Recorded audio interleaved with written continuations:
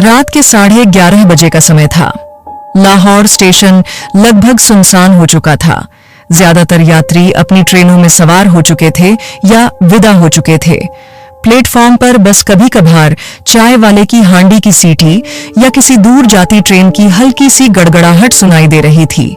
तारिक 38 वर्षीय railway conductor आज रात भी अपनी ड्यूटी पर था। वह पिछले 15 साल से ट्रेन सर्विस में था और लगभग हर रूट, हर ट्रेन और हर डिब्बे को जानता था।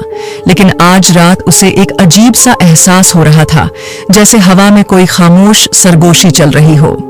कामन कबार्स, पहला इशारा।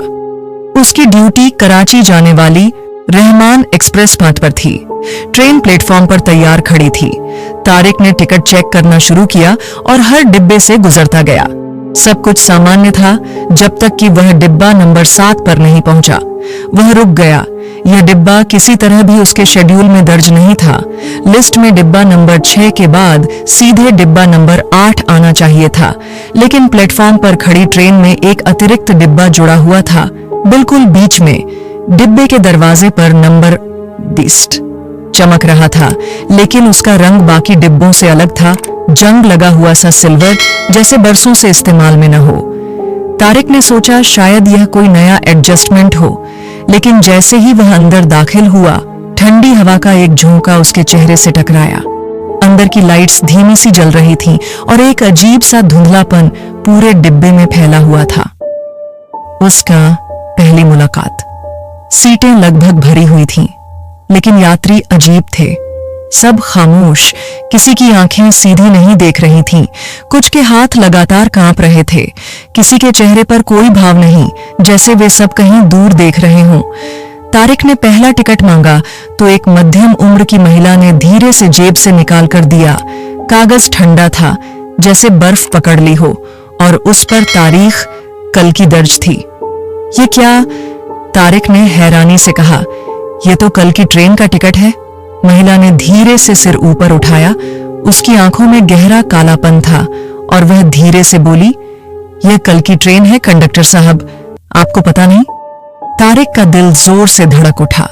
वह पीछे हटा और बाकी यात्रियों को देखने लगा।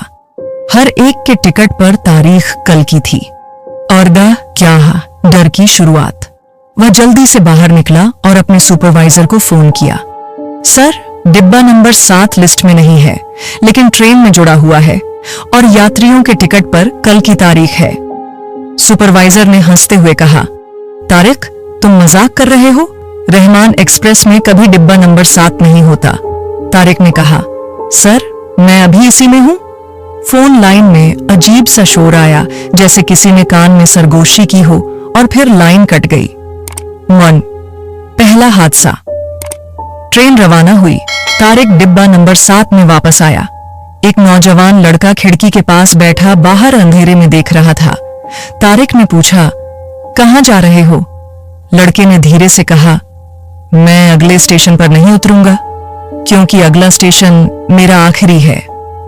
तारिक कुछ कह पाता, इससे पहले ही ट्रेन हल्की सी झटकी और लड़के की गर्दन एक तरफ झुक गई। उसकी आंखें खुली रह गईं, लेकिन सांस रुक चुकी थी। कवाज उड़ रहे, खामोश यात्री। तारिक घबराकर दूसरे यात्रियों की तरफ देखने लगा, लेकिन कोई भी परेशान न हुआ, जैसे सब जानते हों कि यह होना ही था। पीछे एक बूढ़ा व्यक्ति मुस्कुरा रहा था। यह डिब्बा सबको उनके आखिरी स्टेशन ले जाता है, यहां से वापसी नहीं होती। तारिक के हाथ कांपने लगे। उसने तय किया कि अगले स्टेशन पर यह डिब्बा अलग करवा देगा। खौफनाक हकीकत। लेकिन अगले स्टेशन पर पहुंचकर जब उसने बाहर देखा, प्लेटफॉर्म पर कोई नहीं था। न लाइट्स, न आवाज, न कोई इंसान। बस टूटे हुए बोर्ड पर धुंधला सा लिखा था, कब्रिस्तान स्टेशन। ट्रेन रुकी और सब यात्री एक एक करके उतरने लगे। जैसे ही वे प्लेटफॉर्म पर कदम रखते, उनके शरीर धुंध में घुल जाते। तारिक पीछे हटने लगा, लेकिन डिब्बे का दरवाजा बंद हो गया। अचानक उसके पीछे वही बूढ़ा व्यक्ति खड़ा था। मुस्कुराते हुए बोला, अब तुम भी हमारे साथ चलोगे कंडक्टर साहब, अगला स्टेशन तुम्हारा है। जरा डर से कर। आखिरी मंजराइश। अगली सुबह अखबार के शोक पृष्ठ पर एक नई तस्वीर छपी, तारिक की। नीचे लिखा था, स्वर्गीय तारिक, रेलवे कंडक्टर, अचानक निधन।